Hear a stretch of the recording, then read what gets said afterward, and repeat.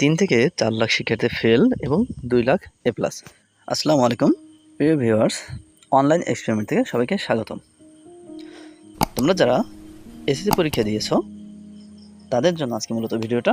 তোমাদের এখন পরীক্ষার পরে একটাই চাওয়া, কবে তোমাদের রেজাল্ট প্রকাশিত হবে, সেই বিষয়টি নিয়েই আজকে ভিডিওটি সাজানো হয়েছে। আজকের ভিডিওতে মূলত 3টি বিষয় নিয়ে আমি আলোচনা করব। প্রথমত হচ্ছে তোমাদের এসএসসি পরীক্ষার ফল কবে প্রকাশিত হবে, দ্বিতীয় বিষয়টি হচ্ছে কত পার্সেন্ট পাস করবে, এবং তৃতীয় বিষয়টি হচ্ছে কতজন এ প্লাস পাবে।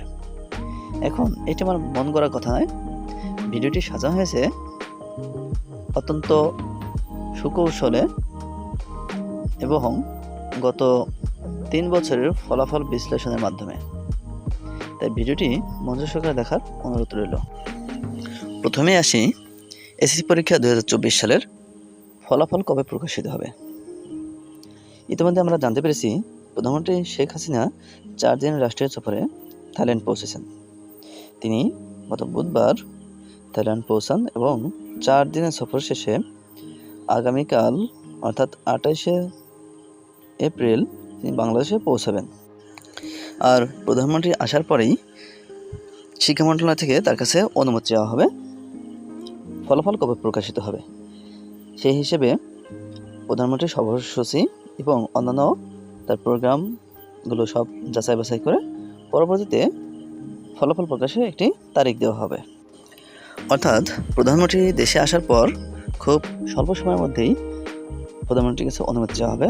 এই সপ্তাহের মধ্যেই ইনশাল্লাহ ফলাফল ঘোষণার তারিখ জানিয়ে দেওয়া হবে যে কবে ফলাফলটি প্রকাশিত হবে।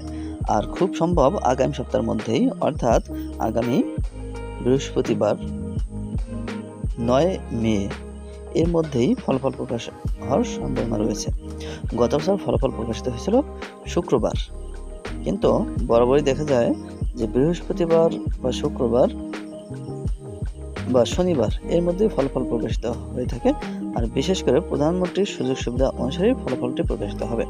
ফলাফল ইতিমধ্যে প্রস্তুত হয়ে গেছে। তো এখন সকল শিক্ষা বোর্ডের চেয়ারম্যানগণ ফলাফল প্রধানমন্ত্রীর নিকট হস্তান্তর করবেন, এরপরে চূড়ান্ত ফলাফল ঘোষণা করা হবে। সুতরাং আমাদের আর সপ্তাহখানেক অপেক্ষা করতে হবে ফলাফল হাতে পাওয়ার জন্য।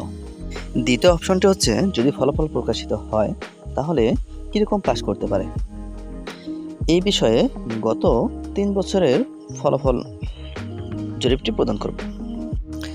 আমরা যদি বিগত 3 বছরের ফলাফল বিশ্লেষণ করি, তাহলে দেখা যাচ্ছে 2021 সালে পাশের হার ছিল 93.58% এবং জিপিএ 5 ছিল 1,83,340 জন।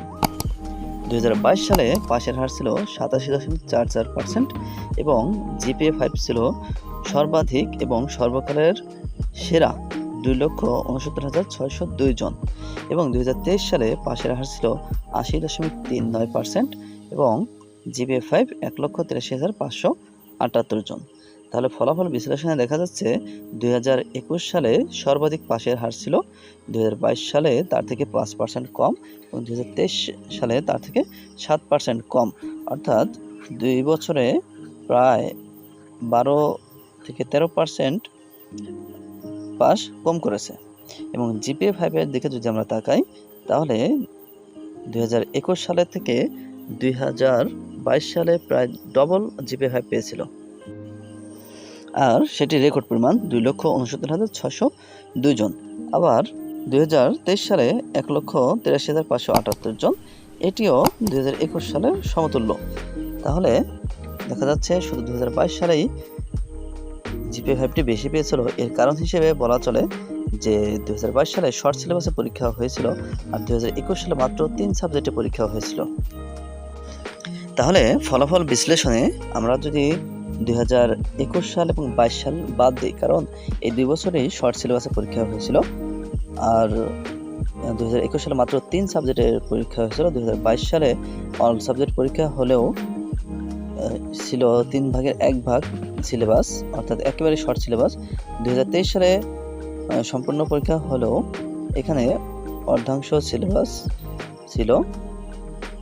70% সিলেবাস ছিল, কিন্তু 2024 সালে পূর্ণাঙ্গ পরীক্ষা হয়েছে। অর্থাৎ গত 3 বছরের মধ্যে 2023 সালের সাথে কিছুটা মিল থাকলেও 2024 সালে কিন্তু পূর্ণ সিলেবাসে এবং পূর্ণাঙ্গ পরীক্ষা হয়েছে। সেই হিসেবে রেজাল্টটা একটু ব্যতিক্রম হবে। তাহলে কীরকম হতে পারে? এখানে পাশের হার সহজে বলা যাচ্ছে যে 80%-এর উপরে থাকবে। গত 2 বছর যদিও ফলাফল কমেছে, কিন্তু এবছর ফলাফল কমবে না, এবছর অবশ্যই বাড়বে। 80%-এর উপরে থাকবে, 80 থেকে 90 এর মধ্যে গড় পাশের হার থাকবে। তাহলে যদি 20 লাখ পরীক্ষা দিয়ে থাকে, তাহলে কিন্তু অটোমেটিক্যালি 4 লাখের মতো শিক্ষার্থী বাদ পড়ে যাচ্ছে, 3 থেকে 4 লাখের মতো। তাহলে সেটি কিন্তু কম কথা নয়। অবশ্যই সেটি একটি ভাবার বিষয় যে তাহলে কারা ফেল করবে, কারা পাস করবে। এই বিষয়টি নিয়ে আমি আগামী দিন রাত 8টায় একটি ভিডিও আপলোড করব। সেই ভিডিওতে আমি দেখিয়ে দেব কারা পাস করবে এবং কারা ফেল করবে, সেটি তোমরা নিজেরাই দেখে নিতে পারবে। এরপরে তৃতীয় বিষয়টি হচ্ছে জিপিএ 5, অর্থাৎ জিপিএ 5 2021 সালে 1,30,340, 2022 সালে 2,69,602 এবং 2023 সালে 1,83,578। অর্থাৎ এবছরও, অর্থাৎ 2024 সালে প্রায় 2 লাখের মতো জিপিএ 5 পাবে। অর্থাৎ 1,80,000 থেকে 2 লাখের মতো জিপিএ 5 পাবে, এরকম একটি ধারণা পাওয়া যাচ্ছে। তাহলে আমরা দেখে নিলাম যে গত 3 বছরে পাশের হার এবং জিপিএ 5-এর তুলনা কোন বছরে কত পেয়েছে। প্রিয় শিক্ষার্থী বন্ধুরা, যদি আমার চ্যানেলে নতুন হয়ে থাকো, তাহলে পরবর্তী ভিডিওগুলো সবার আগে পেতে অবশ্যই চ্যানেলটি সাবস্ক্রাইব করে রাখবে। আর যদি ভিডিওটি ভালো লেগে থাকে, তাহলে অবশ্যই একটি লাইক দিয়ে রাখবে। ধন্যবাদ সবাইকে। সবার ফলাফল ভালো হোক, সেই শুভকামনায় আজকের মতো এখানে শেষ করছি। পরবর্তী ভিডিওর জন্য সবাইকে অগ্রিম শুভেচ্ছা। আল্লাহ হাফেজ।